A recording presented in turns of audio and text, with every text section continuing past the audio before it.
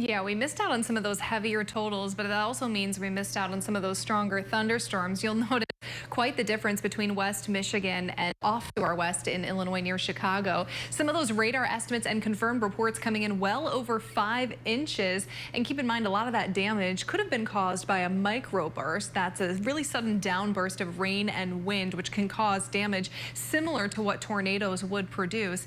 Along with that, just across the board out there.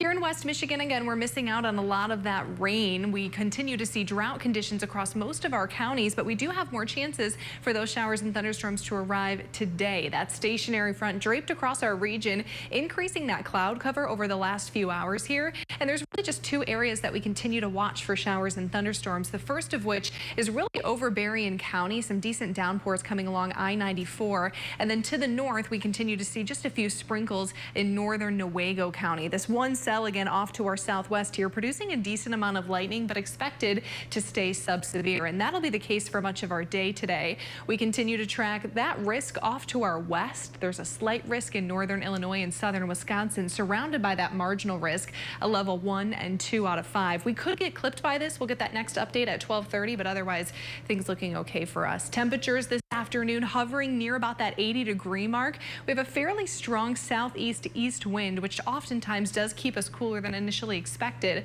And the greatest chance for those showers and thunderstorms will be arriving late today. So this is what we're expecting this afternoon, continuing to see isolated showers and storms, then a bit of a lull. After sunset, we really start to see the gaps get filled in and a swath of rain expected to pass through into Tuesday morning. Some of these storms could be a little bit more robust than others in terms of producing rainfall and potentially some gusty winds, but again, nothing expected to be severe. Want to take it out though to Tuesday at 7 a.m. More schools starting this week. If they didn't already start today, you're going to need that umbrella as you're headed to the bus stop. We do dry out by about noon though. The afternoon looking much quieter and a bit breezy as those winds come from the north, pulling in some drier air for us.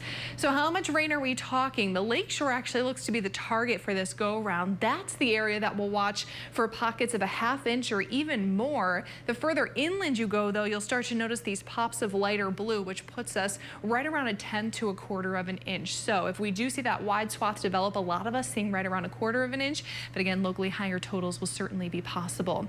Finally, I do want to touch on our dew point here. Today, not too bad. Tomorrow, going to be quite muggy out there though. We'll see dew points hovering in the low 70s in the morning and afternoon hours, but we do see some improvement as we head towards the end of the week there. So today's actually one of the warmer days that we have coming up in terms of that humidity, as well as into tomorrow. Again, we continue to track showers and thunderstorms both days, as well as through Wednesday morning. We could have a few sprinkles.